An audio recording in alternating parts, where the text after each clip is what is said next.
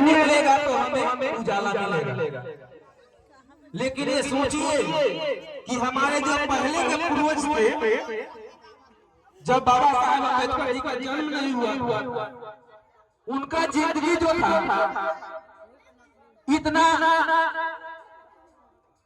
इतना अंधेरा में था कि उनको कभी ये आशा ही नहीं था कि हमारे जिंदगी में कभी उजाला आएगा। एक बात बताता हूँ आप लोगों को। 4-5 माताएं कहीं पे बैठी हुई पढ़ी लिखी और उन सब के पास बैठी, वो सब अच्छे कपड़े अच्छे गहने पहनी हुई थी। तो वो बहन उन माताओं से पूछी कि एक बात बताओ बहन, हमारे पिताजी दिए हैं, कोई बोला कि हमारे पति दिए हैं, तो हंसने क्यों लगी? क्योंकि उन्होंने जो उत्तर दिया था गलत दिया।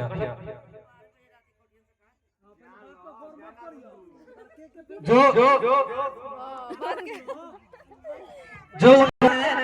तो हमको जेवर कहें, हमारे पति कमाते हैं तो हमें वैसा ही लगते हैं। लेकिन वही जो बहन थी वो बोली कि आज से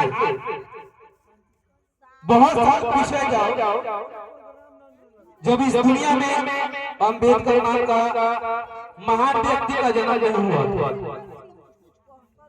उस समय हमारे पिछड़े वर्ग के जितने भी लोग थे उनको बराबरी का अधिकार मिला था।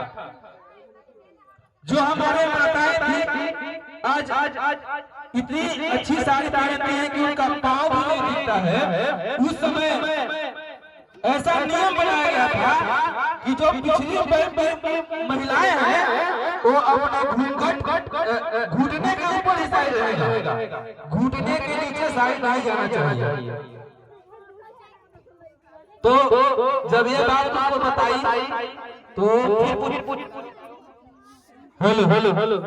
फिर पूछी कि बताइए कि ये जो गहना कपड़ा दिया हुआ है वो किसका देना है?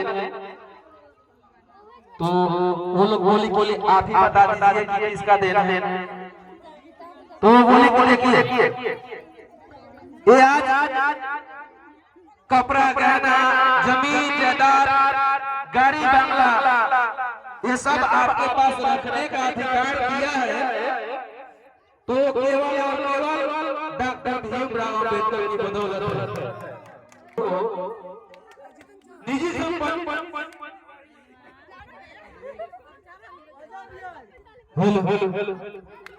निजी संपत्ति रखने का अधिकार ही नहीं था। उस समय का नियम यह था कि अगर कोई भी पिछड़ा हुआ आदमी संपत्ति अर्जित करता है तो उसका मालिक कोई और स्वर्ण समाज के लोग मालिक समझते थे और आप गुलामी रखते थे। लेकिन उसी बीच एक महानायक का जन्म हुआ जिनका नाम डॉक्टर भीमराव अम्बेडकर था। और उन्होंने